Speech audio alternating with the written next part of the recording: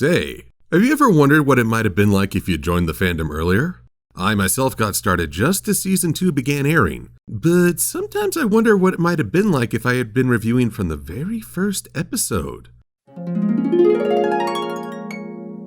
Jeez, you guys, what is with all the memes about this mare? Look, it was obviously just an animation error. Does she even have a name? No. This character means as much as a background prop. No need to go so over the top about this. I mean, come on, it's just a kid's show. Oh, no, wait 1 minute. I am being punked here. First off, I detest the "it's a kid's show" argument when it's used to embarrass others into silence. And secondly, there is no way I would make my backside my front side and vice versa. I will not deny what I am, for I am a horse's patoot. But on the topic of our dear Muffin Mare, known and loved by many as Derpy, what can one say about her unique role? A creation that started as a background element, gained an identity within the fandom, and slowly evolved as the seasons progressed into a character with a speaking role. Yet she seems trapped between the collective imagination from bronies and the limitations of production. To me, Derpy represents a unique idea that was coined back in 1967 by one Roland Barthes. Derpy is an example of what can unfold with the death of the author, not to be confused with the death of the animator. Truly, I have a horse's patoot sense of humor.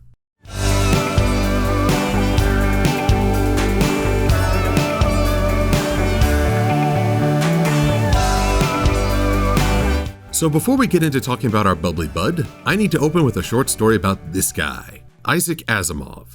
One of the premier names in science fiction, he once sat in on a class that discussed one of his own books.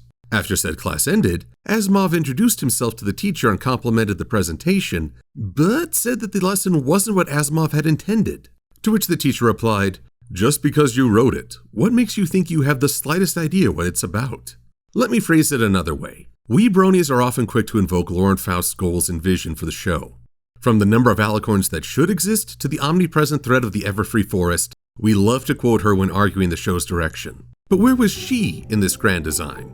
The simple answer is, in the background. This beloved character started out as either an animation error or an animator joke in the very first episode. And if you ask the show staff their intention, a joke is probably the most thought out action. It was never meant to be more.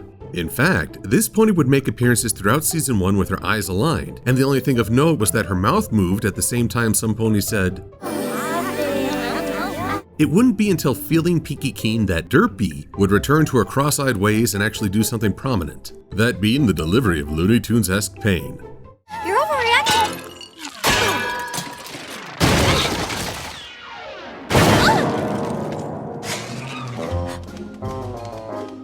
But what caused this change? I wasn't active in the fandom as this evolved, but Derpy, aka Bright Eyes and Ditsy Doo, was very prominent on message boards. She was prime meme material, and since she was a background character, fans enjoyed a certain freedom. So she wasn't just cross-eyed, she was a disaster area. She didn't just like muffins, she was the muffin queen. Fans took a minor element and adopted it, crafted its own identity. The key topic here being that the audience was not just a passive observer, and that gets at the heart of the death of the author.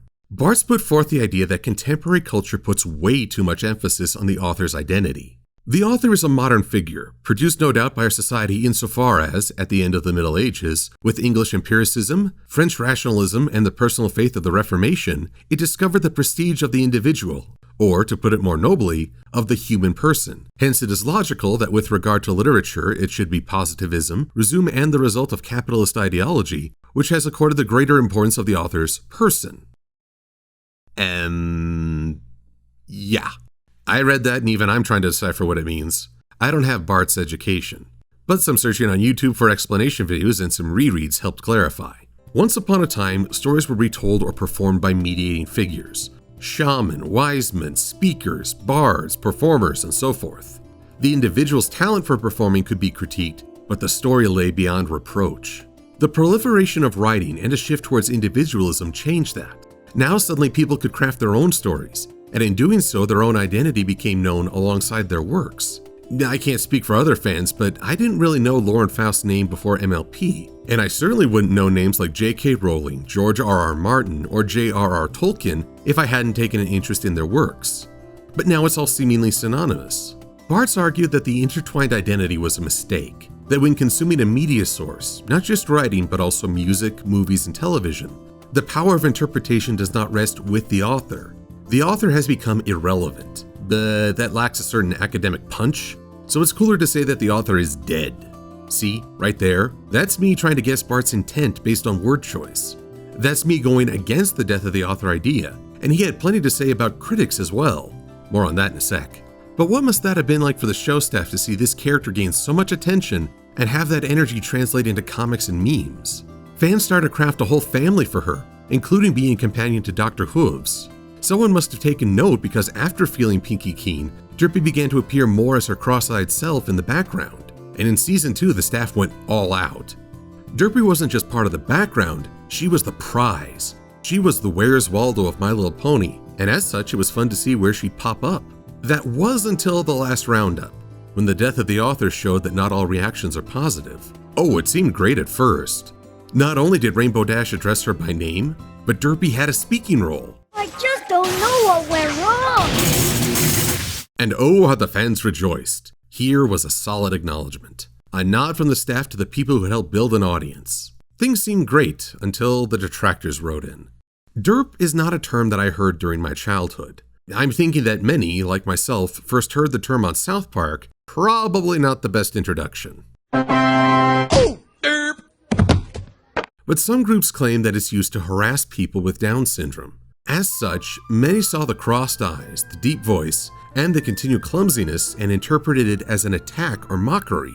I was more aware of the fandom for the following argument, and it was a very depressing point. This was a show meant for fun, and the fact that it was causing anger and frustration on both sides diminished that enjoyment. Yet I think that the greater frustration lay in that, while both sides rendered judgments, few really talked about the idea behind it. This leads us into Bart's commentary on critics. Once the author is gone, the claim to decipher a text becomes quite useless. To give an author to a text is to impose upon that text a stop clause, to furnish it with a final signification, to close the writing. This conception perfectly suits criticism, which can then take as its major task the discovery of the author, or his hypostases, society, history, the psyche, freedom, beneath the work.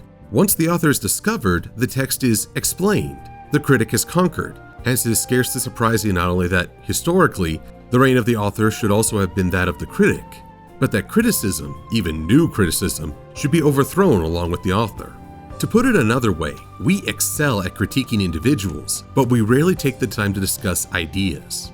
Going after an individual is easier, and often critics tend to discuss the author, director, artist, or other creatives rather than studying the work itself. In my eyes, that is a challenge to critics, including online reviewers like myself. I don't think it's possible to discuss the myriad of ideas that a story can present. To do so would require having a perfect understanding of every human perception. So, good luck with that. Instead, I take this as a challenge to articulate my own view as best I can, so others can weigh their own views against it. We may or may not agree, but the more we try to express the idea without trying to judge the opposition, the healthier the discussion. I just don't know what went wrong. For a time, fans wondered if a character they'd enjoyed would be expunged, the same as her name, but the show kept her in the background for the next season and a half. And oh, the things they did in Season 4. Though she would never be named again, our dear Muffin Mare continued to shine and made some significant appearances, perhaps even a jab at the previous frustration. I take the mundane, the simple, the unappreciated, and I make it relatable. But Slice of Life was the next real attempt to give her some weight. Her voice changed once again, but she was still absent-minded and a little chaotic. Yet here's the crucial difference. In the last roundup, Rainbow Dash was the only character working alongside her, and the general reactions were sarcasm and annoyance. Yeah, it's a mystery. With that as the only context, I see why this can come across as a negative presentation. Slice of Life succeeded because it showed the Muffin Mare as a member of the community. She had friends, she talked things out with several characters, she worked towards a solution. Above all else, it showed that she is loved. How do I look? Like a million bits. And no matter what her mishaps, she wasn't half as frustrating as these three. This is awful! The horror! The horror! And while she continues to make appearances in the show, the story behind her story is, for the moment, at an intermission. And looking it over, I see how much the death of the author is a very real thing. This is a character who started as a background piece and became something more, not by the show's intention, but by the audience's imagination.